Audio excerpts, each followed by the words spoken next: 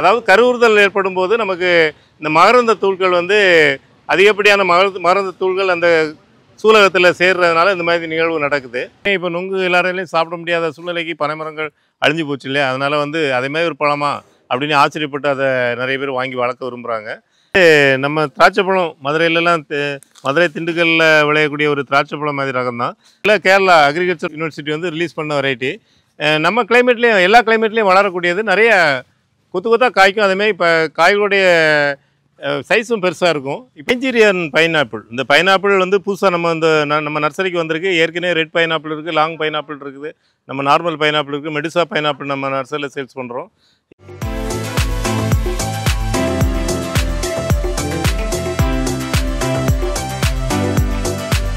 வணக்கம். நம்ம Greenland நர்சரிக்கு December மாதம் வந்திருக்க லோடில் பார்த்தீங்கன்னா முக்கியமாக ஒரு எல்லாருமே ஆச்சரியமாக பார்க்கக்கூடிய ஒரு தென்னை வந்திருக்கு. அதாவது ஒரே காயில் வந்து 5 கன்றுகள் வந்து அது வளர்ந்த செடி. இது ஒரே காயில் 5 கன்றுகள்ங்கிறது ஒரு அதிசயம் நான் சொல்ல மாட்டேன். ஏன்னா நம்ம நிறைய தென்னங்கன்றுகள் உற்பத்தி பண்ணுற டைமில் ஒரு 1000 கன்று பாவறோம், இல்லை ஒரு 10,000 கன்று பாவறோம்னா ஒரு சில கன்றுகளில் இதே மாதிரி 2 கன்று 3 கன்று வரும். ஆனால் 5 கன்றுகள் வர்றது கொஞ்சம் அபூர்வமானது தான். எப்படின்னா நம்ம மனிதர்களுக்கு வந்து பிரசவத்தில் பார்த்தீங்கன்னா ஒரே பிரசவத்தில் 2 குழந்தைகள் 3 குழந்தைகள்லாம் பிறக்குது இல்லையா? அதே மாதிரி ஒரு நிகழ்வு நடக்கிறது. அதாவது கருவுறுதல் ஏற்படும் போது நமக்கு இந்த மகரந்த தூள்கள் வந்து அதிகப்படியான மகரந்த தூள்கள் அந்த சூலகத்தில் சேர்றதுனால இந்த மாதிரி நிகழ்வு நடக்குது.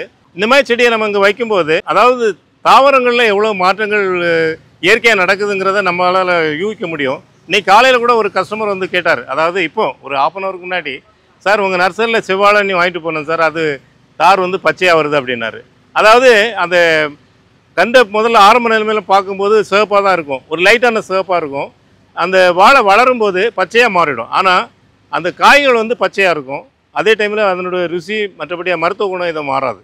அந்த மாதிரி இயற்கையாக நடக்கிற விஷயங்கள், இந்த மாதிரி இயற்கையாக நிறைய விஷயங்கள் நடக்குது. அப்படிங்கிறத நம்புகிற விதமாக இந்த கன்றுகள் இருக்கும். ஏன்னா அதனால தான் நம்ம நர்சரியில் பார்வைக்காக வைக்கிறோம். இதில் சின்ன கன்றுகள், அதாவது 2 கன்று 3 கன்று ஒரே காயில் வர கன்றுகள் கூட நம்ம தேவைக்கு நமக்கு எப்படி கிடைக்குதோ அதை பொறுத்து சேல் பண்ணுறதா திட்டம் வச்சுருக்கோம். இது வந்து ஒரு கமர்ஷியலாக பண்ண முடியாது. அதாவது ஒரு அழகுக்காக வச்சுக்கலாமே வெளியே. இதில் விவசாயத்தில் இப்படி ஒரே இடத்துல 5 மரம் வச்சா ஒரே கன்றில் வந்தால் அது நிறைய 5 மரத்துலையும் காய்ச்சா எவ்வளோ காய் வருங்கிற கணக்கு போடாதீங்க. இது வந்து நம்ம ஒரு அழகுக்காக வைக்கிறது. ரெண்டாவது, இயற்கை எவ்வளோ முரண்பட்டு இருக்குது. நடைமுறையில் எவ்வளோ வாழ்க்கையில் நம்ம நிறைய விஷயங்களை பார்க்குறோம். திடீர்னு வெள்ளம் வருது, திடீர்னு புயல் வருது, சுனாமி வருது. அதேமாதிரி தான் நம்ம செடிகள்லேயும் இந்த மாதிரி இயற்கையான நிறைய விஷயங்கள் நடக்கும். நம்ம சொல்லப்போனால் அந்த நம்ம வெரிகேட்டர் வாழை போட்டிருந்தோம் வீடியோ. அதுமாதிரி வெரிகேட்டர் கொய்யா, வெரிகேட்டர் சப்போட்டா, மாமரத்துலேயே அதே மாதிரி இருக்குது. அதேமாதிரி இந்த பலா வகையிலே பார்த்திங்கன்னா இந்த வியட்நாம் பலாலாம் இதே மாதிரி இயற்கையாக வர்றது தான். 2 சீசன் காய்க்கிறது, ஆல் சீசன் காய்க்கிறது, வருஷம் ஃபுல்லாக காய்க்கக்கூடிய செடிகள்லாம் இந்த மாதிரி இயற்கையாக நடக்கக்கூடிய நிகழ்வுகள் தான். அந்த மாதிரி செடிகளில் இருந்து அந்த செடிகளை உற்பத்தி பண்ணிடுறாங்க. ஆனால் தென்னையில் இருந்து இதில் காய்ச்சதுன்னா கூட இந்த காயை எடுத்து நம்ம வச்சோன்னா அது 5 கன்றுகள் வருமாங்கிறது வராது. அந்த கருவுறுதல் நடக்கும்போது நமக்கு இந்த மாதிரி நிகழ்வு ஏற்படும். அடுத்து நம்ம பார்க்குறது அபியூ ஃப்ரூட்டுங்கிறது நுங்கு ஃப்ரூட்டுன்னு சொல்லலாம். நுங்குவோடைய டேஸ்ட்டாக இருக்கும். நம்ம கிளைமேட்லேயும் நல்லா வளரும். இது நம்மகிட்ட பெரிய செடியாகவும் இருக்குது, சின்ன செடியாகவும் இருக்குது.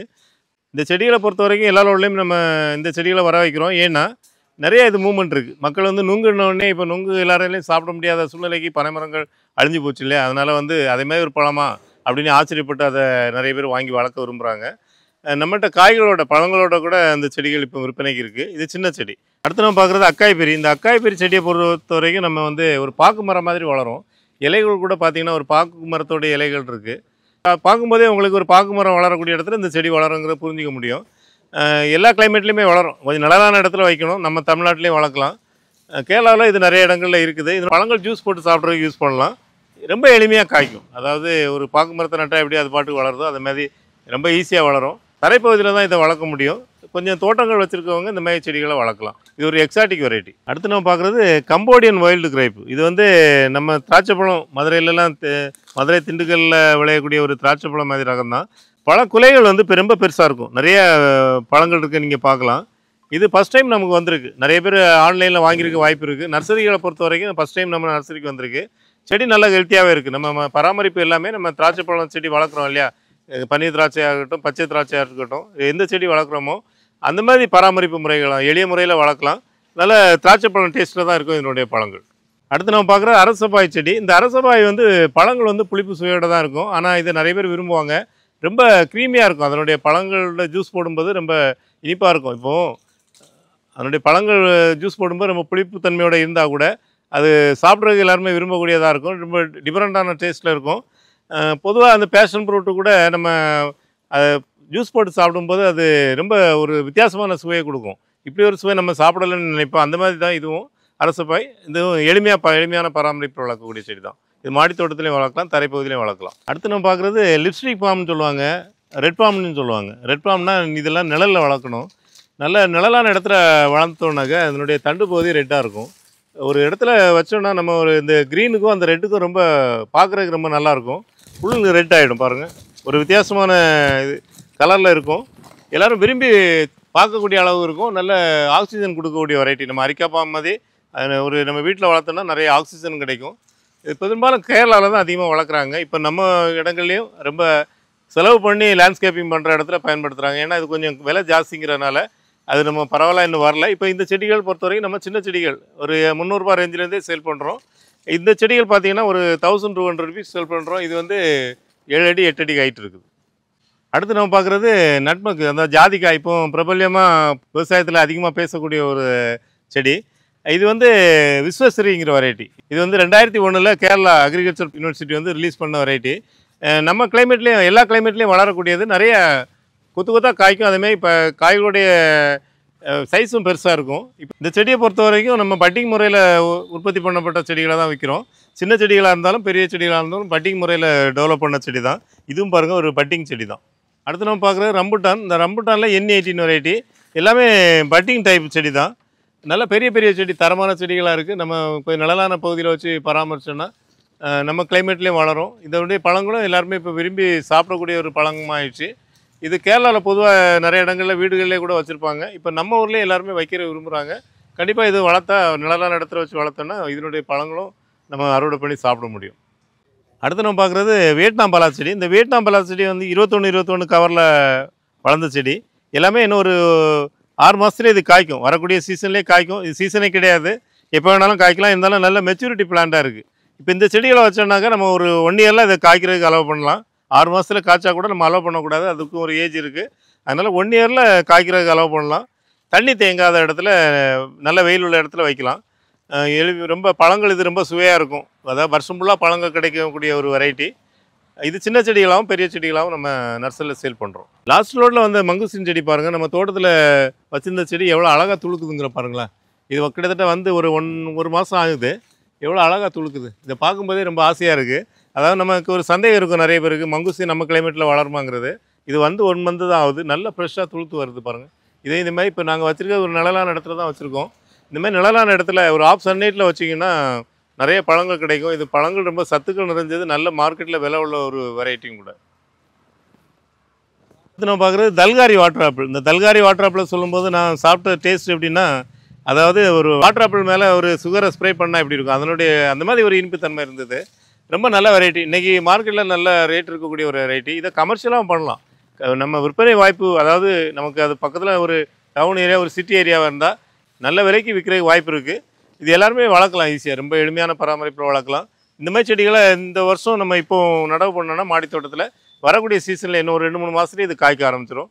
இது பெரிய செடிகளாகவும் சேல்ஸ் பண்ணுறோம், சின்ன செடிகளாகவும் சேல்ஸ் பண்ணுறோம். அடுத்து நம்ம பார்க்குறது காலப்பாதி சப்போட்டா. இந்த காலப்பாதி சப்போட்டா நம்ம நிறைய வாட்டி சொன்னால் கூட இந்த முறை வந்து 15-16 கவர்லேயே நல்ல உயரமான செடியாக வந்திருக்கு. 8 அடி ஹைட்டில் வந்திருக்கு. இதனுடைய பழங்கள் கொஞ்சம் நீள் வடிவில் இருக்கும். நல்ல இனிப்புத்தன்மையோடு இருக்கும். இருக்கிற சப்போட்டாவிலே ரொம்ப இனிப்பான சப்போட்டான்னு சொல்லலாம். இதுவும் கூட ஒரு மண் வளம் கொஞ்சம் கம்மியாக இருந்தால் கூட அந்த இடத்துல வளர்ந்து காய்க்கக்கூடிய ஒரு மரம் வெரைட்டி இது. அடுத்து நம்ம பார்க்குறது ஸ்வீட் ஸ்டார் ஃப்ரூட். இந்த ஸ்டார் ஃப்ரூட்லேயே இது இனிப்பு வகை வெரைட்டி.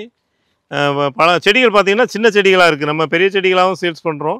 இது சின்ன செடிகளாகவும் இருக்குது. இந்த மாடி தோட்டத்துலேயும் வளர்க்கலாம், தரைப்பகுதியிலையும் வளர்க்கலாம். இது வந்து ரொம்ப விட்டமின் சி சத்து அதிகமான ஒரு வெரைட்டி. அடுத்து நம்ம பார்க்குறது செடி பெப்பர். இந்த செடி பெப்பர் பார்த்திங்கன்னா நம்ம தொட்டிகளே வளர்க்கலாம். இதுலேயே நிறைய பூ பிஞ்சுகள் இருக்கிறத பார்க்கலாம். பிஞ்சுகள்லாம் அந்த இருக்குது பாருங்கள், நிறைய பிஞ்சுகள் இருக்குது இந்த செடியில். சின்ன செடியிலே பிஞ்சுகள் இருக்குது. இது எளிமையான பராமரிப்பு தான். இது வளர்க்கும்போது நம்ம வந்து கொஞ்சம் நிழலான இடத்துல வைக்கணும், கொஞ்சம் பெரிய தொட்டியில் வைக்கணும். அது மாதிரி தண்ணீர் வந்து தேங்குற மாதிரி இருக்கக்கூடாது. தண்ணி ரொம்ப தேங்கிச்சுன்னா செடிகள் அழுகி போகிறதுக்கு வாய்ப்பு உண்டு. இந்த செடிகள் வந்து இந்த முறை வந்திருக்கு. அடுத்து நம்ம பார்க்குறது நுங்கு மரம். நுங்கு மரம்னா பனை மரம் இல்லை, இது அபியு மரம். அபியு ஃப்ரூட் வந்து நுங்குடைய டேஸ்ட்டில் இருக்கிறனால அது மாதிரி சொன்னேன். பாருங்கள், எங்கள் ஆள் பனை மரம் ஏறாமலே நுங்கு பறிச்சிட்டு இருக்காரு. செடியில் பார்த்தீங்கன்னா ஒரு 10 பழங்கிட்ட இன்றைக்கி பறிக்க போகிறோம். லாஸ்ட் மந்த் வந்த லோடில் காயாக இருந்ததில் இப்போ பழமாயிடுச்சு. இந்த பழங்களுடைய டேஸ்ட்டு நம்ம எப்படி இருக்குங்கிற பார்க்கலாம். ஒரு செடியில் எவ்வளோ பழங்கள் இருக்குங்கிறத பாருங்கள். கொத்து கொத்தாக இந்த செடியிலே ஒரு 10-15 பழங்கள் இருக்குது. நம்ம இப்போ பழமானது மட்டும் அறுவடை பண்ணலாம். இதனுடைய இந்த பழத்தை சாப்பிடும்போது ஒரு நுங்கு சாப்பிட்ட மாதிரி ஒரு டேஸ்ட் கிடைக்கும் நமக்கு.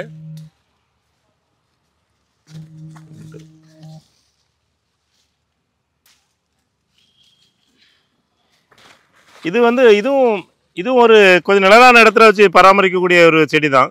நம்ம கிளைமேட்லேயும் நல்ல வளமான மண்ணாக இருக்கணும். ஒரு கலர் மண் அந்த மாதிரி மண்ணுகளில் வளர்கிறது கொஞ்சம் சிரமமாக இருக்கும். நல்ல வளமான மண்ணாக இருந்தால், தண்ணி தேங்காத இடமா இருந்தால் நம்ம ஊர்லேயும் இது காய்க்கும்.